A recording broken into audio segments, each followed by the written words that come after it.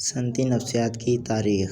اگرچہ علم نفسیات بہت ہی پرانا علم ہے مگر یہ فلسفے کا حصہ ہی رہا۔ نفسیات کو دوسرے علم سے الگ اس وقت کیا گیا جب جرمنی کی پریزنگ یونیورسٹی میں 1879 میں پہلی تجربہ گاہ قائم کی گئی۔ یہ کارنامہ وونڈ نے سر انجام دیا۔ علم نفسیات کی اہمیت کے پیش نظر اس پر بے پناہ تحقیق ہوئی اور اس علم کی بہت شاخیں بن گئیں جن میں صنعتی نفسیات ایک ہے۔ صنعتی نفسیات کا باقاعدہ آغاز 1913 میں ہوا۔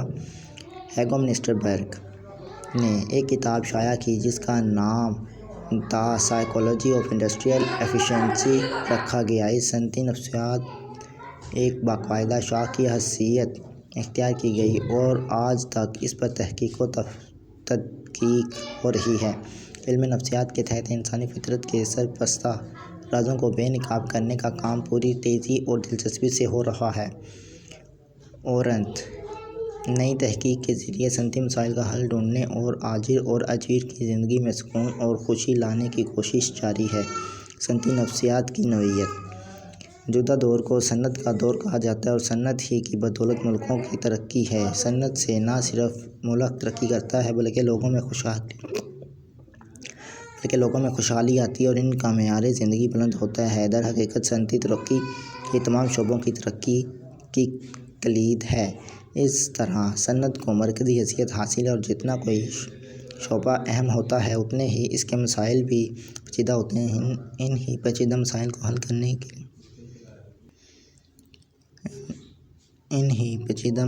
کرنے کے لیے ماہرین صنعتی نفسیات دن رات کوشاں ہیں۔ صنعتی نفسیات ایسا علم ہے جس میں ماہرین صنعتی نفسیات کاروباری دنیا اور صنعت کے مسائل جاننے کی سعی کرتے ہیں اور پھر مسائل کا حل تلاش کرتے ہیں۔ صنعتی نفسیات کا دائرہ محدود ہوتے ہوئے بہت وسیع ہے۔ ایک ماہر صنعتی نفسیات پروفیسر ڈان پی شولز کہتا ہے کہ پہلے انٹرویو سے لے کر ریٹائرمنٹ تک ہم جہاں کہیں بھی کام کرتے ہیں اور جو بھی کام کرتے ہیں صنعتی ماہر نفسیات ہماری زندگیوں پر بہت زیادہ حد تک اثر انداز ہوتا ہے۔ تحقیقات اور مشاہدات سے معلوم ہوا ہے کہ مجموعی طور پر صنعتی نفسیات کے ماہر کو 150 سے زائد ذمہ داریاں پوری کرنی ہوتی ہیں۔ ان میں جائزہ کار کارکنوں کا انتخاب، تربیت، کارکردگی میں اضافہ، نگران عملے کا انتخاب، پیداوار میں بہتری، پبلک ریلیشن یا تعلقات عامہ پر تحقیق، انسانی انجینئرنگ،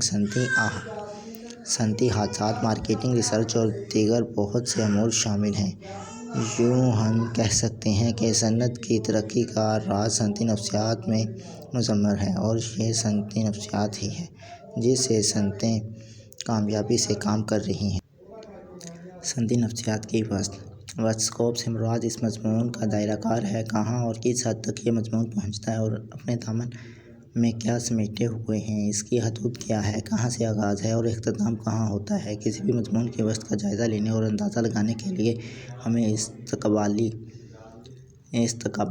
جائزہ لینا پڑتا ہے۔ سب سے پہلے یہ دیکھا جاتا ہے کہ اس مضمون کا نفس مضمون کیا ہے، اس سے اس کی وسعت کا اندازہ ہوتا ہے۔ اس کے بعد ہمیں یہ فیصلہ کرنا ہوتا ہے کہ یہ مضمون علم ہے یعنی صرف نظری علم ہے یا فن یعنی عملی علم ہے۔ دوسرے الفاظ میں ہم نے یہ فیصلہ کرنا ہوتا ہے کہ یہ آرٹ ہے یا سائنس، اور پھر اس کے بعد اس کا دوسرے علوم سے تعلق جاننے کی کوشش کرتے ہیں۔ ان تین باتوں کے جان لینے سے ہمیں اپنے مطلوبہ مضمون کی وسعت کا اندازہ ہو جاتا ہے۔ صنعتی نفسیات کی وسعت جاننے کے لیے بھی ہمیں اسی کسوٹی کا سہارا لینا پڑتا ہے۔ سب سے پہلے یہ جاننے کی کوشش کرتے ہیں کہ صنعتی نفسیات کا نفس مضمون کیا ہے۔ صنعتی نفسیات کا نفس مضمون۔ Subject matter of industrial psychology. نفس مضمون سے مراد وہ مسائل اور باتیں ہیں جو ایک علم میں موضوع بحث بنتی ہیں۔ صنعتی نفسیات کا نفس مضمون انسانی ذہن ہے، خاص طور پر وہ لوگ جن کا تعلق صنعت کے ساتھ ہے۔ اس میں کارکنوں کی کام کرنے کی استعداد، ذہانت، رویہ، شخصیت اور دلچسپی کا مطالعہ کر کے نتائج اخذ کرنا ہے۔ کارکن کا مطلب صرف وہ شخص نہیں جو کارخانے میں کام کرتا ہے بلکہ تمام لوگ شامل ہیں جو صنعتوں سے وابستہ ہیں۔ اس میں انتظامیہ، مالکان اور ورکرز سب شامل ہیں۔ صنعتی نفسیات علم یا فن۔ Industrial psychology is science of or art. علم یا فن سے مراد یہ دیکھنا ہے کہ یہ صرف نظری علم ہے یا عملی زندگی میں بھی اس کا کوئی عمل دخل ہے۔ اس کے مفروضوں کو سائنسی طریقہ کار کے تحت جانچا جا سکتا ہے یا نہیں۔ صنعتی نفسیات علم کے ساتھ ساتھ فن بھی ہے، بلکہ یوں کہا جائے تو بے جا نہ ہوگا کہ یہ علم سے زیادہ فن ہے، اور اس کے نظریات کو سائنسی طریقے سے تجربات سے گزار کر قوانین مرتب کیے جاتے ہیں۔ یہ علم اور فن دونوں کی تعریف پر پورا اترتا ہے، چونکہ صنعتی نفسیات کا تعلق انسانی ذہن اور کردار سے ہے، جس کا مطالعہ کر کے قوانین واضح کیے جاتے ہیں۔ کارکنوں کے مسائل کو جاننا، انہیں حل کرنے کے لیے ان کی وجوہات تلاش کرنا اور پھر تجربات کے ذریعے انہیں حل کرنے کی عملی مشق کرنا۔